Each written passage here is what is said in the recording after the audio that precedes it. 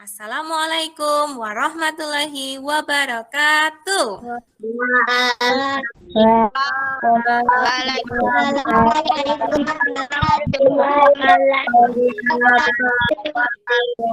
Iya, alhamdulillah ya, anak-anak kita bisa bertemu pada pagi hari ini. Sebelumnya Bu Sari ingin menyapa anak-anak dulu. Nah, coba anak-anak semangat apa enggak ya? Oke, Mbak Gifara. Selamat pagi Mbak Gifara. Selamat pagi, Bu. Ya, bagaimana kabarnya, sehat? Sehat, Bu. Alhamdulillah. Mbak Lindi sehat? Sehat, Bu. Alhamdulillah semuanya sehat, nggih. Bu Guru juga alhamdulillah sehat sekali pagi ini. Supaya anak-anak lebih bersemangat lagi, Bu Guru akan mengajak anak-anak untuk bernyanyi.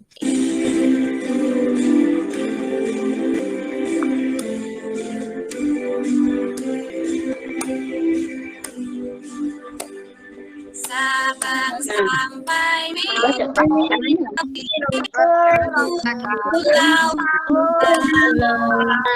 sambung menyambut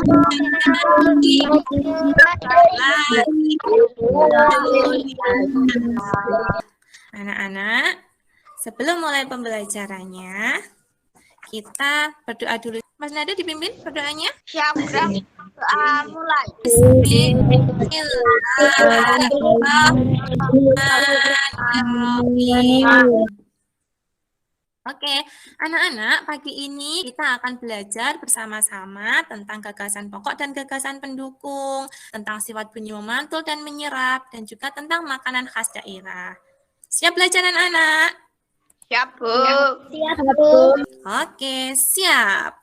Anak-anak, kemarin Bu Guru memberikan tugas rumah kepada anak-anak untuk melihat benda-benda yang ada di sekitar lingkungan kalian, yang ada di dalam rumah kalian. Ada ini nggih, sudah Bu Guru tampilkan gambar benda-benda yang ada di lingkungan rumah. Bu Guru yakin benda-benda ini pasti ada, pasti kalian jumpai di dalam rumah kalian. Nah, dalam benda-benda yang sudah kalian temukan dalam rumah, benda-benda itu digolongkan menjadi dua. Ada benda-benda yang keras dan ada benda-benda yang lunak. Coba Bu Guru dibantu untuk benda-benda yang keras, contohnya apa saja? Meja,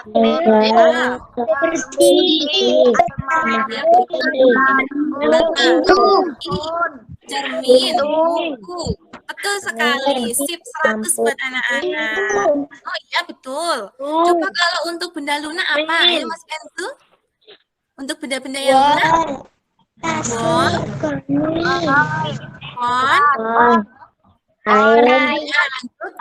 kain. Iya, betul sekali. Anak-anak, Bu Guru mau tanya, pernahkah kamu berteriak di atas bukit atau di persawahan? Pernah, Bu. Oke, pernah. Setelah kalian berteriak, misalnya bilang, "Hoi!" seperti itu. Kira-kira setelah kalian selesai berteriak, kira-kira apa yang terjadi? Bunyinya ada Suaranya ada. Betul Mas Kenzu, suaranya ada dua. Kira-kira mengapa bisa seperti itu anak-anak? karena memantul. 100 buat anak-anak.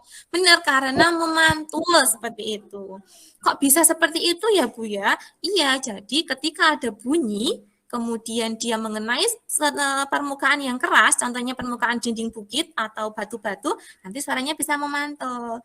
Sekarang Bu Guru punya pertanyaan satu lagi. Pernahkah kamu berada pada sebuah gedung pertemuan, pernah berada di dalam bioskop? Kira-kira ada yang tahu tidak mengapa dalam ruangan tersebut kenapa dipasang karpet? Untuk menyerap suara, Menyerap suara, betul sekali. Iya, untuk menyerap suara, betul. Anak-anak, dalam buku LKPD kalian dan juga untuk buku paketnya, di situ terdapat bacaan tentang bunyi. Selain untuk bacaan tentang bunyi, anak-anak juga ada bacaan tentang makanan khas daerah. Dalam bacaan tersebut terdiri dari beberapa paragraf. Ya tidak? Ya, Bu. Anak-anak tahu tidak? Dalam sebuah paragraf itu pasti terdapat yang namanya gagasan pokok dan juga gagasan pendukung. Silakan disimak untuk video pembelajaran Bu Sari. Hari ini kita akan belajar tentang makanan tradisional Indonesia. Makanan tradisional Indonesia membutuhkan waktu dalam mengolahnya. Pembuatnya pun harus ahli dalam membuatnya. Kamu akan belajar tentang seorang ibu pembuat dodol Betawi. Dodol Betawi Mak Salma. Setiap bacaan itu pasti terdiri dari beberapa paragraf. Dalam bacaan tadi ada 3 paragraf. Nah, masing-masing paragraf itu memiliki gagasan pokok yang didukung oleh gagasan pendukung atau gagasan penjelas. Gagasan pokok sendiri adalah ide utama yang digagas dalam suatu bacaan adik-adik. Itu bisa berupa kalimat inti atau berupa pokok dalam paragraf tersebut. Sedangkan gagasan pendukung atau penjelas adalah uraian atau tambahan informasi dari gagasan pokok yang ada. Nah, dari sini saja kita sudah tahu adik-adik bahwa kalimat pertama itu adalah gagasan pokoknya. Kalimat kedua sampai kalimat keenam adalah gagasan pendukung atau penjelas dari gagasan pokoknya, yaitu sebentar lagi Kota Jakarta akan berulang tahun. Oke, nah kita sudah belajar tadi tentang gagasan pokok dan juga gagasan pendukung. Nah, sekarang buka LKPD kalian halaman 4 ya. Sambil LKPD-nya dibuka, lakukan percobaan sesuai dengan langkah-langkah yang sudah kalian tulis di situ. Catat hasil percobaannya pada lembar kerja yang sudah disediakan. Baiklah, mari kita coba, kita praktekkan. Nah, untuk alat yang pertama yang akan kita coba adalah cermin. Salah satu ujungnya diberikan jam, salah satu ujung tabung yang lain didengarkan. Terdengar? Oh, terdengar. Oke, coba sekarang diganti dengan spon. Oke, yang sudah selesai, Mas Agus sudah selesai. Tidak terdengar? Oh, tidak terdengar. Bagaimana dengan yang lain? Mas Am? Oh, tidak terdengar juga. Nah, supaya anak-anak lebih memahami tentang percobaan kita pada pagi hari ini, guru akan memutarkan sebuah video, silakan dipahami. Percobaan penyerapan dan penampilan bunyi.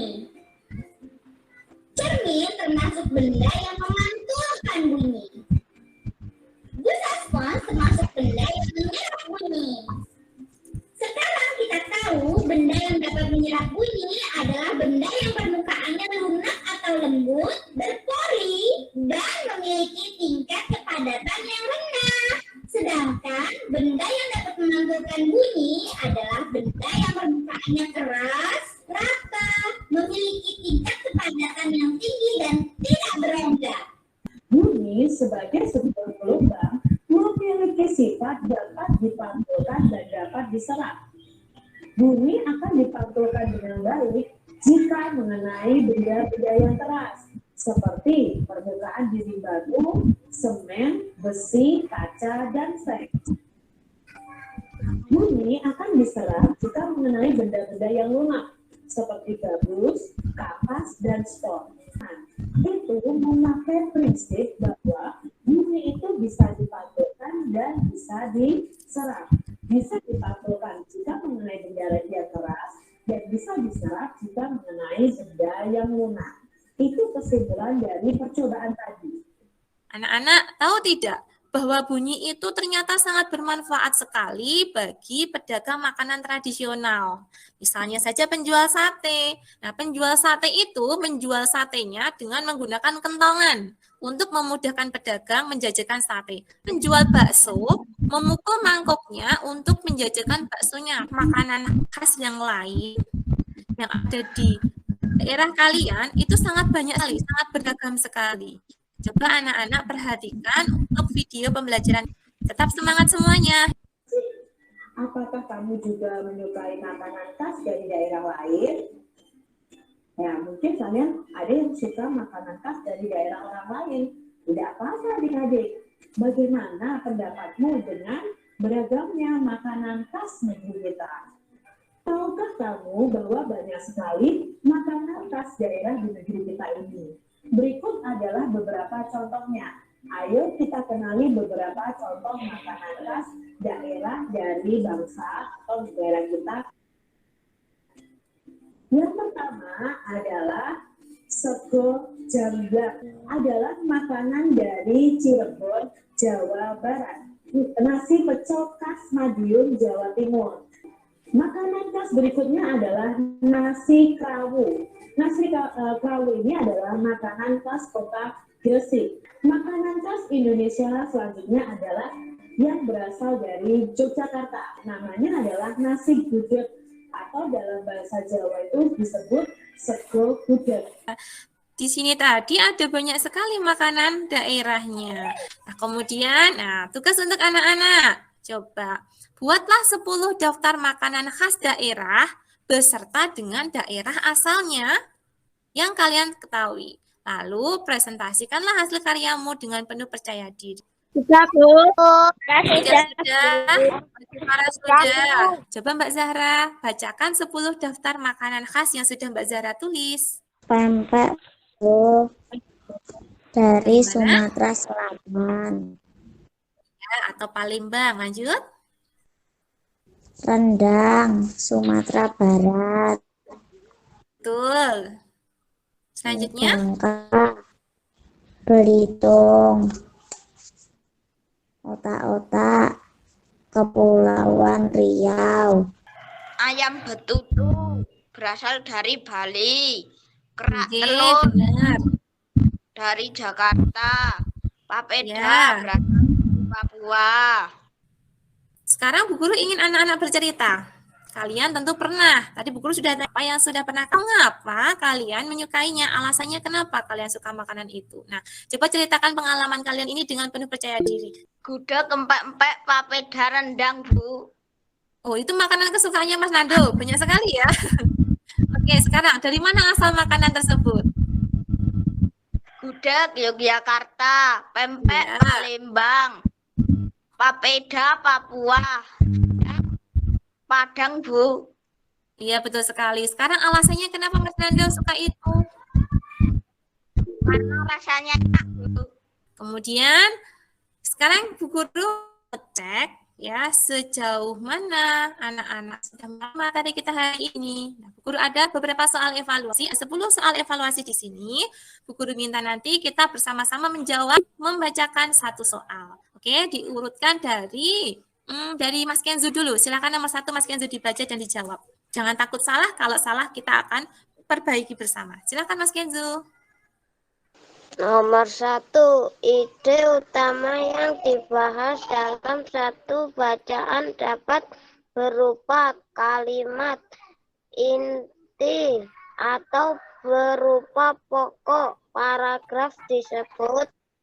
Setiap daerah di Indonesia memiliki lagu daerah, makanan tradisional, upacara adat, dan kebiasaan-kebiasaan yang berbeda. Hal ini merupakan kekayaan negara Indonesia yang berupa Gagasan pokok. B. Keberagaman Oke, budaya. Nah, anak-anak, kita sudah belajar banyak ya tadi. Yang pertama tentang gagasan pokok dan gagasan pendukung. Gagasan pokok adalah gagasan yang berisi ide utama dari sebuah paragraf. Kemudian, gagasan pendukung adalah gagasan yang berisi kalimat penjelas yang memperjelas isi dari gagasan pokok. Kemudian kita yang kedua sudah belajar juga tentang sifat bunyi memantul dan juga menyerap. Yang terakhir kita sudah belajar pula tentang makanan khas daerah. Dari daerah kalian masing-masing tadi ada banyak sekali ya makanan khas daerah. Ada gudeg dari Yogyakarta, ada rujak cingut dari Jawa Timur, kemudian ada juga ayam betutu dari Bali, ada sego jamblang dari Cirebon, dan masih banyak sekali. Terima kasih anak-anak sudah ikut belajar bersama Bu Sari pagi hari ini. Anak-anak semuanya hebat. Terima kasih pembelajaran buku cukup sampai di sini.